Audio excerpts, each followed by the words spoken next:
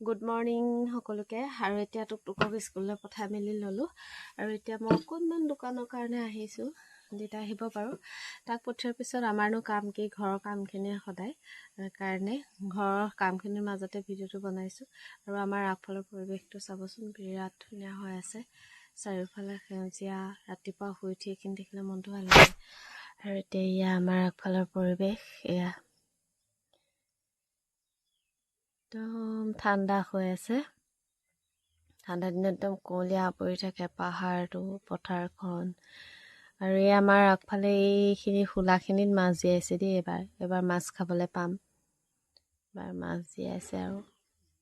আৰু এইফালে দিছে আমাৰ ৰাতিপুৱাই মাছ ধৰিছে, কাম কৰিছে।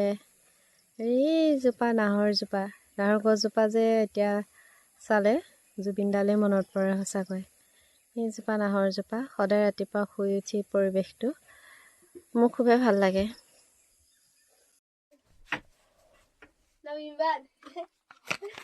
এইটো লাগেনে?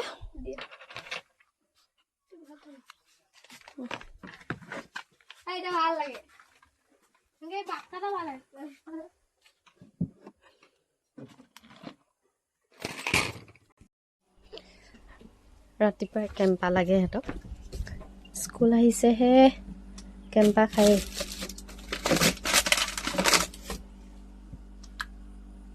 এইটো দেখোন নাইকিয়া হৈ গ'ল, বৰফৰ এইটো নাইকিয়া হৈ গ'ল। এইটো ঠিকে আছে। এইপিনে দেখিছেনে, পানী টেপটো খোল খাই আছে।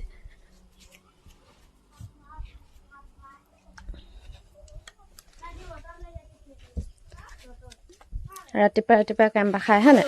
তই খাবি নাই? হে এনে গৈছে।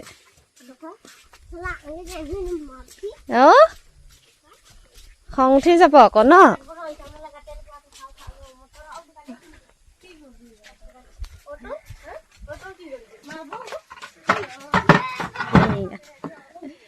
স্কুললৈ ল'ৰাবোৰ আহিছে আৰু লাহে লাহে। দেখিছে ৰাতিপুৱাই সেয়া ঠাণ্ডা খাই। দিনটো এনেকুৱা হৈ থাকে। আৰু এবাৰ ভিতৰলৈ যাওঁ, এবাৰ দোকানলৈ আহোঁ, কাৰণ ফ্ৰিজটো দোকানত থ'বলৈ জেগাই নাই। আৰু এইটো ফ্ৰিজো আমাৰ বেয়া হৈ আছে, দোকানত থ'বলৈ জেগা নাই। সেইকাৰণে আমাৰ গতিটো এনেকুৱা হৈছে। এবাৰ ভিতৰলৈ যাওঁ, এবাৰ আকৌ দোকান আহোঁ, এনেকুৱা হৈ থাকে আৰু দিনটো। এই যে বাইকখন আমাৰতো মৰমৰে, টুকটুকৰো বহুত মৰমৰ। আজিৰ পৰা হয়তো এই জাবাখন আমাৰ ঘৰত নাথাকিব। আৰু শেষবাৰৰ বাবে সেইকাৰণে স্মৃতি হিচাপে মই মোৰ কেমেৰাত এনেকৈ ৰাখি থৈছোঁ। আজিৰ পৰা এখন নাথাকিব চাগে। ময়ো অকণমান চলাবলৈ পাৰিছিলোঁ জাবাখন। আৰু আমাৰ সঁচাকৈ খুব মৰমৰ এইখন। আজিৰ পৰা হয়তো এখন নাথাকিব। আৰু তোকো মানে বিৰাট দুখ কৰিছে। দেউতাকক কৈছে নালাগে বেলেগ বাইক ল'বৰ কাৰণে, এইখনকে হ'ব, এইখনকে থৈ দিয়া। আৰু মানে দেউতাকেও মানে মনত বৰ হেঁপাহেৰে লৈছিলে, বোলে মই চলাব নোৱাৰা হ'লে টুকটুকে বোলে ডাঙৰকৈ চলাব। কিন্তু এতিয়া উপায় নাই, জাবাখন চাগে নাথাকিব। সেইকাৰণে তেওঁ স্মৃতি হিচাপে থৈ দিছোঁ, কেতিয়াবা মনত পৰিলে চাব পাৰিম। এতিয়া মই খৰাহিলৈ গঁৰাললৈ আহিছোঁ দেই। গঁৰালটোত সোমাবলৈ ভয় লাগে নহয়, কুকুৰাই কণী পাৰি থৈছে। বহুত দিন হ'ল গঁৰালটোলৈ অহাই নাই। যিহে ডাঙৰ দীঘল থাকেও ভয় লাগে। সেইকাৰণে কুকুৰাই কণী পাৰি থৈছে। কুকুৰাও নাই, এজনীহে আছে। এতিয়া এয়া গঁৰালত মানে কুকুৰাই কণী পাৰি থৈছে। এতিয়া লৈ আহোঁগৈ কণীকেইটা। মানে কুকুৰা হাঁহ পুহি এতিয়া লাভ নোহোৱা নিচিনা হৈছে আৰু। মানুহে খায়, কিবা হয়।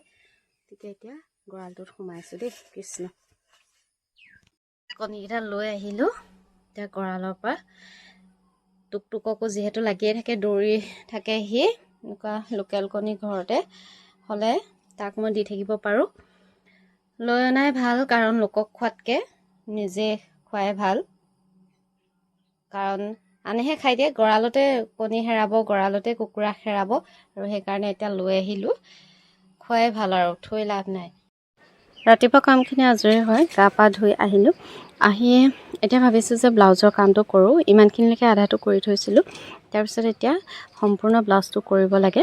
যিমানখিনি পাৰোঁ আজিও অকণমান কৰি থওঁ বুলি এতিয়া ব্লাউজটো উলিয়াই লৈছোঁ। জানো আজি সম্পূৰ্ণ কৰিব পাৰোঁ নে নোৱাৰোঁ সেইখিনি বাৰু নাজানো, কিন্তু চিলাবলৈ এতিয়া ল'বলৈ লৈছোঁ।